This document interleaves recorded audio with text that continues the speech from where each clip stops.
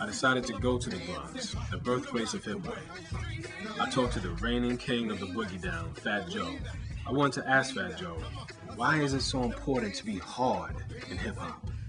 It is to be hard. Everybody wants to be hard, and this is one of the things I told you. One of the flaws in like being from the hood. Like everybody wants to be hard. You know what I'm saying? And it's like that. You see people forget Fat Joe because you see other people just grab the mic and they transform into a whole different person. And when they walking around the club, I'm wondering why we can't just walk around and smile at each other.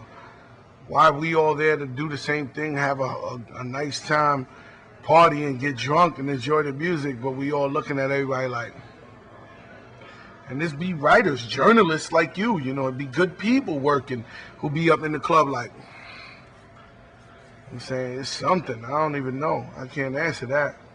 The reason why braggadocio and boast is so central to the history of hip hop is because you're dealing with the history of black men in America. And there's a whole lineage of black men wanting to deny their own frailty. And so in some ways you have to do that, you know, like a psychic armor in order to walk out into the world every day. But the other side of it is like it's kind of a running inside joke that everyone knows, you know, that is not the case.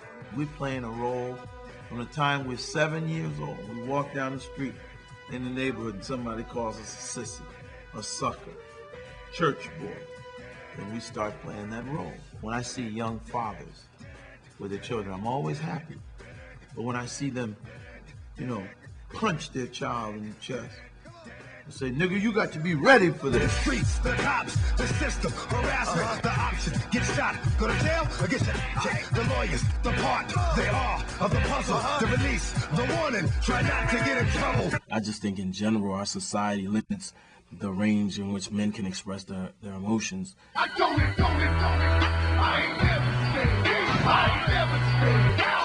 never stayed. You just have to have your game face on all the time. Like, you can't cry in front of your boy.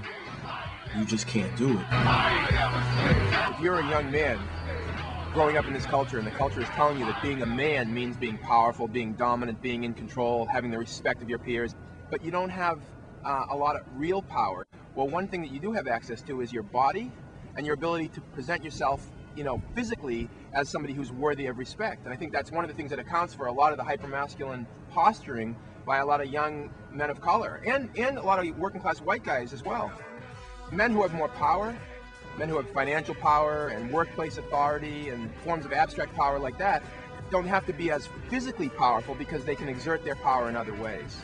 The hardness that you're talking about was accelerated as the stuff that was happening during the Reagan-Bush era really was taking place. The whole crack thing, proliferation of guns, a lot of us going up to prison, you know what I mean? And you got to be hard within the context of prison. And a lot of the mentalities that you see come out of, you know, these forced environments, the gang environment, the prison environment.